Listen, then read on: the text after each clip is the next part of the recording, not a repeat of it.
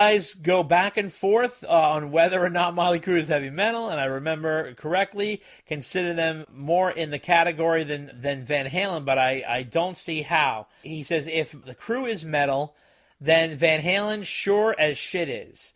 And Motley Crue's heaviest tunes from their heyday: Livewire, Piece of Your Action, Take Me to the Top, Shout at the Devil, Looks to Kill, Bastard, Red Hot, Knock 'em Dead, Kid, Louder Than Hell, Wild Side, Dr. Feelgood, and Kickstart My Heart. And then Van Halen went on, had meaner stuff with On Fire, Ain't Talking About Love, Atomic Punk, Light Up the Sky, DOA, Romeo Delight, Mean Street, Girl Gone Bad, or House of Pain. How about Get Up, Judgment Day, Don't Tell Me, Aftershock, Human Being for that matter? Is it because of the pentagram and the fact that they wear more leather and metal studs? He's saying, I guess, Motley Crue. It's just my opinion. I don't think Van Halen is metal. I think there's shades of it in Atomic Punk and On Fire for sure. Motley Crue, like I said, they're more hard rock, but like definitely in the early years, I give it to you there. There's definitely more of a metal feel for sure. I mean, once they left Shout at the Devil and went to Theater of Pain in 1985, that's out the window. But to me, metal is more like Judas Priest, Iron Maiden, Slayer, Metallica, Anthrax, Megadeth, Black Sabbath. That's metal to me. But, I guess obviously the term is relative. And Dave, I'm sure you're probably sick of talking about this, right? I just find it really interesting that of all the things we talked about, it's one of the most popular items in the mailbag. Yeah, is if Motley Crue is a metal band or not. Yeah, that's right. And Mr. Popoff actually agreed with you, right? I think so. Yeah. I think he did. For what it's worth, yeah. Yeah, so letter number 12, and we're going to make it fast because Dave's falling asleep. It's past my bedtime. It is. It's a lot of energy being grumpy. It is. I don't want you to get any grumpier, so I don't want you to get any more letters.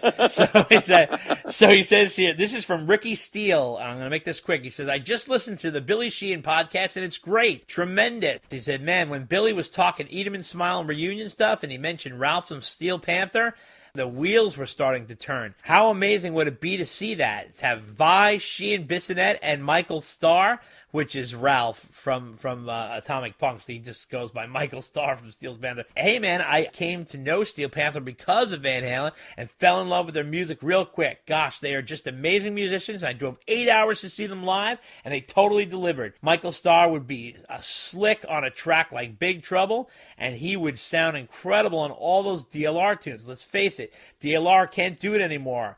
Why wouldn't those guys tour with Steel Panther and do that?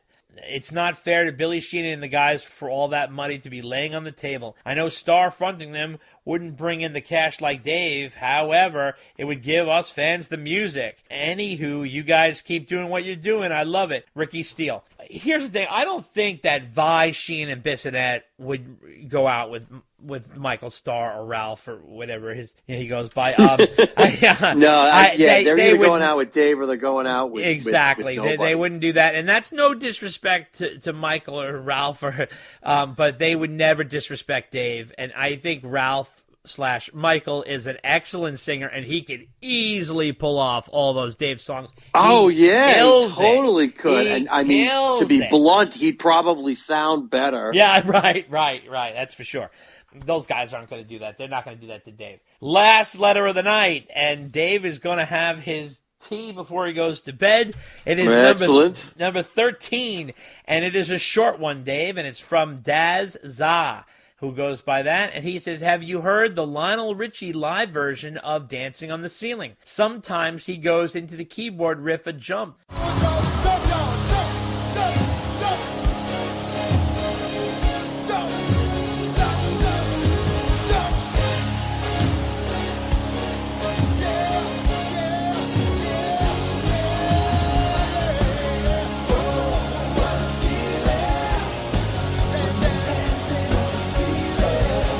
Daz, I want to tell you, yes, I am aware of this, and I want to make note of something. So Lionel will do that in concert sometimes during Dancing on the Ceiling, which came out just a couple years after Jump. They're both big 80s hits, okay? He will get the crowd going, and he will, tell them to jump, and then the guys on the keyboard start playing the keyboard, the riff to jump. Now, interesting enough, In his 2007 live album from Paris, Lionel Richie did not do that. Either that or is omitted off the album, so he doesn't have to pay any royalties because he can't start playing the music and not paying him. But it is definitely on YouTube if you want to check it out. It's live at Eden Sessions from 2016, so not that long ago. But about 5 minutes and 12 seconds in, he says, I want y'all to jump. The keyboard player goes into the jump riff, and it plays it to about 5:26, so it's only about 14 seconds clip of it. But it is a nice taste, and I love when artists do that. Have you ever heard that, Dave? I have not. I didn't know about that till I read the letter. That's really interesting. Yeah, it's interesting, right? Yeah, but it's funny that that someone like Lionel Richie, who I love, I'm a big Lionel Richie fan, I think he's great, does the little nod to Van Halen. Why the hell not? I think that's great. And that wraps up our mailbag segment.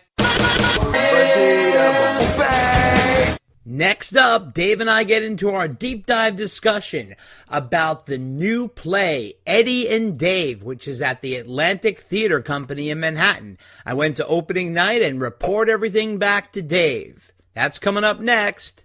Take a listen. I was having the time of my life. Every night I had multiple women in my dressing room, and sometimes I would take the one or two back to my hotel room afterwards. I mean, it was like I was into it. If you would like to send us a letter asking a question or making a statement or whatever you'd like to say, you can send it to ddunchainedpodcast@gmail.com. Hey everyone, this is Eddie Trunk, and you're listening to Dave and Dave Unchained. Check out the new podcast, The Rock Quarry, your place to hear in-depth interviews with some of rock's most colorful characters, with your host, entertainment journalist David J. Criblay. The Rock Quarry is available for free on Spreaker and iTunes. You can check us out on Facebook at The Rock Quarry Podcast, on Twitter at Rock Quarry Pod, on Instagram at The Rock Quarry Podcast, or email us at therockquarrypodcast@gmail.com. Edward learned classical piano, and Alex, as far as I know, was always involved in the drums. Their father is a professional musician, and Mr. Van Halen plays clarinet on one of the songs on the new record coming up, which, incidentally, the name of the new album is Diver Down, and Mr. Van Halen plays clarinet on a song called Big Bad Bill is Sweet William Now, so you'll get a real taste of the roots. I, on the other hand, have no musical influences whatsoever, and that explains my position. Okay, so, Dave, I went to go see the new play, Eddie and Dave, at the Atlantic Theater on Stage 2 on 16th Street in Manhattan, between 8th and 9th Avenue. And I went to opening night on January 10th. I made the trek. It was a long way, but I went to do it, and it is a 90-minute play. Okay, and most of you are not going to be able to see this. It's a short run. It's only playing to I think February 10th or something like that. If you guys can come see it, I suggest you go see it, but I'm going to give you a kind of an idea and overview about it. So it is a play. It has music in it, but it does not have Van Halen music in it because, let's be honest, copywriting issues, okay? So what they do, Dave, is very clever. The whole thing is very well done, and it's very, very, very clever. Okay, and I had a lot of apprehension going into this. I have to be honest with you. And I even said to Dave, because Dave was thinking about coming down, and I was like, I don't know, because this is like an hour and a half long play, and I wasn't sure if it was going to be some sort of weird esoteric thing, because it's all women playing the guys in the band, and I thought they were going to loosely use the Van Halen names and stuff, but then do some sort of weird thing with it. I really had some strange thoughts about it, but I have to say it was really, really well done, and it was really phenomenal. But I'm going to give you my overview on this because most of you are not going to be able to see it. So it's 90 minutes, no intermission. Okay. So you walk in, the set evokes a sort of a tattered up rock club. It's got Van Halen posters, guitars, jackets, ticket stubs, picks, stickers everywhere. There's a little bit of Guns N' Roses, Poison, Bon Jovi, Motley Crue thrown in there a little bit just to add some flavor and stuff. The whole stage is set up very Van Halen. The whole floor of the theater is striped like Eddie's guitar. So it's the red with the white and black stripes, and it's not freshly painted. It's all scuffed up. the way his guitar is. So very well done. The entire backdrop, okay, is a wall of speakers, like the old Van Halen staging. It's like a wall of speakers, like giant speakers, so black speakers. So that looks phenomenal. It's hard to explain the way this is. I'm going to give you my best description. It's definitely comical, okay, definitely comical, and it's dramatically overblown, but it's got some serious thread and heart to it. It's sort of like a love letter to the band. It really is. And I have to tell you, I was completely shocked how Van Halen it was. It was very, very entrenched in the band. So for someone like Dave or someone like myself or any of you guys listening, you would all love it because they use direct quotes from the guys, and the way it's put together, and I'm going to explain it all to you, sort of a dramatically heightened, but it's for comedic purposes, but there also is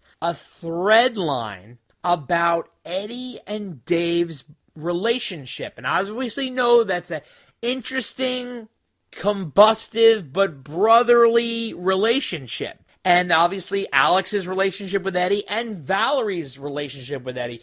Valerie is played by a guy, okay? Unbelievable. And everybody in the play was phenomenal. It's narrated by an MTV VJ. They don't use specific name, just an MTV. It's almost like a Nina Blackwood, for example. The cast is all women.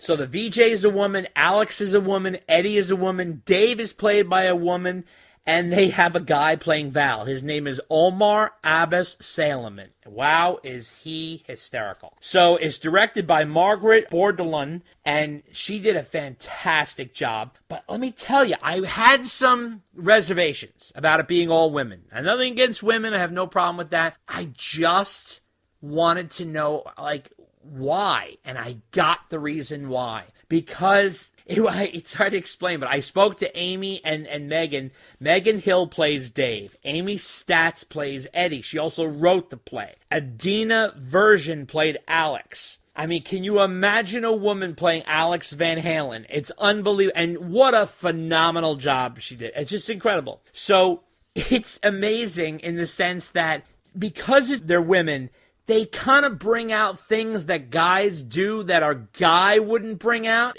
And they weren't making fun of the guys, but they were kind of like bringing out the drama and the brotherly vibe and the kind of the angst.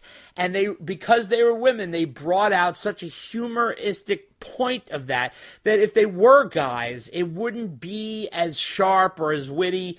So it was really well done. It's not like an SNL skit where it's really out of control. It's definitely overblown, but it's got that SNL flavor, but it also has a nice kind of tone to it. It's got a heart to it. This has got a nice through line through this. It's well crafted, this play. So the minute I walked in and I saw the set, I was like, they're getting this. And wow, some really sharp humor. So we'll get into it. So it starts off, okay, the MTV VJ is the narrator, and she also plays a few different characters in the play, just to move the story along. It's hysterical. And they start off. This is how Van Halen it is and how fan-centric it is. It starts off with the MTV interview with Alex and Eddie post the MTV Awards situation with Dave. So if you guys all remember that interview, the one where they're both wearing sunglasses and they're sitting on the couch and Eddie's talking about it, Dave better be wearing a cup and baby steps and all those crazy things. That interview is the beginning of the whole thing. It's hysterical. Ed comes off as cranky, Al comes off as stoic. It's completely overblown and laughable. And it really is funny because the VJ pushes them and says, "You said something to Dave backstage. What was it?" And the whole thing is the VJ wants to get to the bottom of this relationship with Dave. And they keep saying the big mystery for the whole play is, What really happened with David Lee Roth at the 1996 MTV Awards, which is so specific, especially for a fan standpoint, that you're like, oh my God, I can't believe I'm watching an off-Broadway play that's dealing with something so specific. It's hysterical. And the woman who played